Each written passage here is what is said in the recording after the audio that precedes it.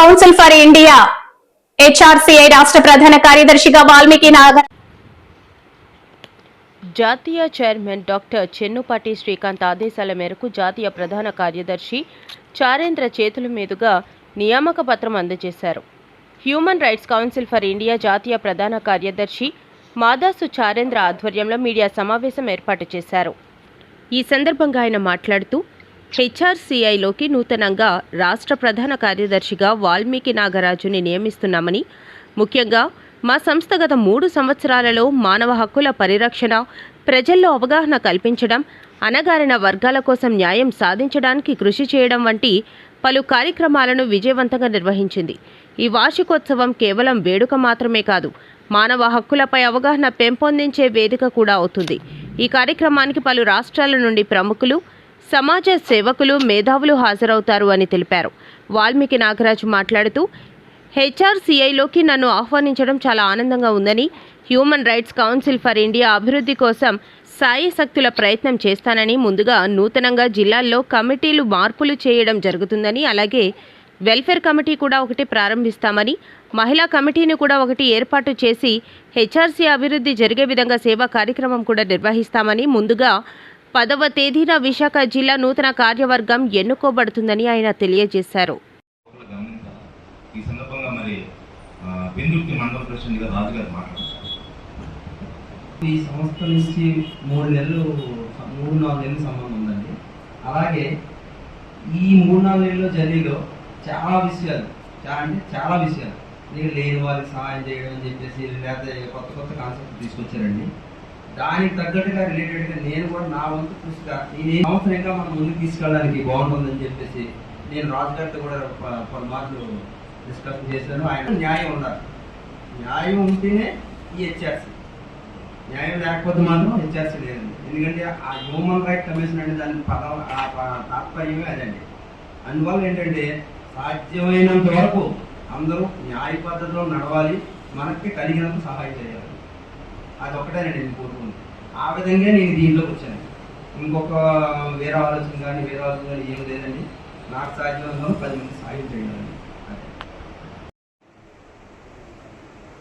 మమ్మల్ని ముందుండి నడిపించి మేము చేసిన ప్రతి కార్యక్రమాన్ని పత్రికాముఖంగా నలుమూలలకి మీడియా పరంగా వ్యాప్తి చేసినటువంటి సంస్థల ఎదుగుదలకి ప్రముఖ పాత్ర వహించినటువంటి మరి ఈ కార్యక్రమానికి చేసినటువంటి పత్రికేయులకి, మీడియా సభ్యులకి నా హృదయపూర్వక ధన్యవాదాలు. ఎన్నో బిజీ కార్యక్రమాలు పనులున్నప్పటికీ మా విన్నపాన్ని మన్నించి మరి ఈ మీడియా సమావేశానికి వచ్చినందుకు మరొకసారి ధన్యవాదాలు తెలియపరుస్తూ ఉన్నాను. ప్రముఖంగా ఈ మీడియా సమావేశం పెట్టడానికి ముఖ్య కారణం human rights council for India మానవ హక్కుల పరిరక్షణ కోసం స్థాపించినటువంటి సంస్థ. మరి సంస్థ వ్యవస్థాపకులు డాక్టర్ చెన్నుపాటి శ్రీకాంత్ గారు ఈ సంస్థను స్థాపించారు. ఈ సంస్థ స్థాపించి అనేక సమస్యల పట్ల, ప్రజల సమస్యల పట్ల, మానవ హక్కులకు ఎక్కడైనా భంగం జరిగితే ముందుగా ఉండి సంస్థ హెచ్ఆర్సీ సంస్థ ముందుండి నడిపించిన విషయం. చాలా సమస్యల పట్ల ముందుకెళ్ళినటువంటి సంస్థ మన సంస్థ. మరి ఈ సంస్థ స్థాపించి 3 సంవత్సరాలు గడిచిపోయింది.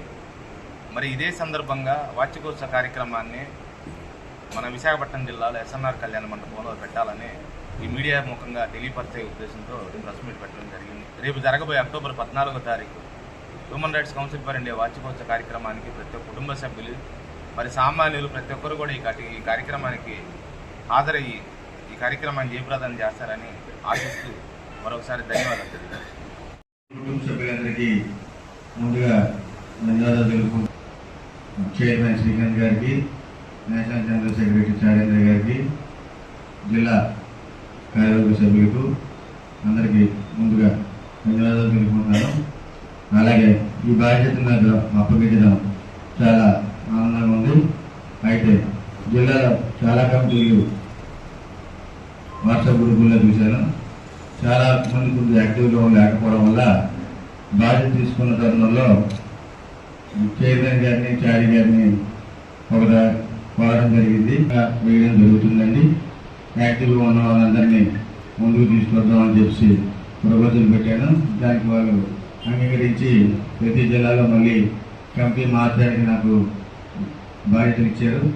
దాంతోపాటు కూడా హెచ్ఆర్సీ కమిటీలో ఉన్న సభ్యులు ఏం జరిగినా సరే వాళ్ళు సమయాన్ని కేటాయించి అవతల వాళ్ళకి న్యాయం జరిగేలాగా పోరాటం చేయడం కూడా చాలా ఆనందం. వారికి సేఫ్టీ కల్పించేలాగా వెల్ఫేర్ కూడా స్టార్ట్ చేద్దామని చెప్పేసి వారు కోరడం జరిగింది. మహిళలకు కూడా చెప్పుకోలేని బాధలు ఎన్నో ఉంటాయి కాబట్టి మహిళలు మాట్లాడుకోవాల్సిన కొన్ని సందర్భాలు ఉంటాయి కాబట్టి ఉమెన్స్ కంపెనీ కూడా ఇందులో ఏర్పాటు చేస్తే వారు తగ్గ పోరాటం చేస్తే మన వెనక నుండి సపోర్ట్ చేయొచ్చని కూడా చెప్పాం. దానికి అంగీకరించారు. దాని తర్వాత నాకు ఈ బాధ్యతలు ఇవ్వడానికి ఈ మీడియా సమావేశం ఏర్పాటు చేసిన శారీ గారికి విలేకరుల సభ్యులకు కూడా ధన్యవాదాలు తెలుపుకుంటూ రానున్న రోజుల్లో కంపెనీని అభివృద్ధి చేసే విధంగా నా సహాయ సహకారాలు అందిస్తారని కమిటీ సభ్యులందరికీ తెలియజేస్తున్నాను.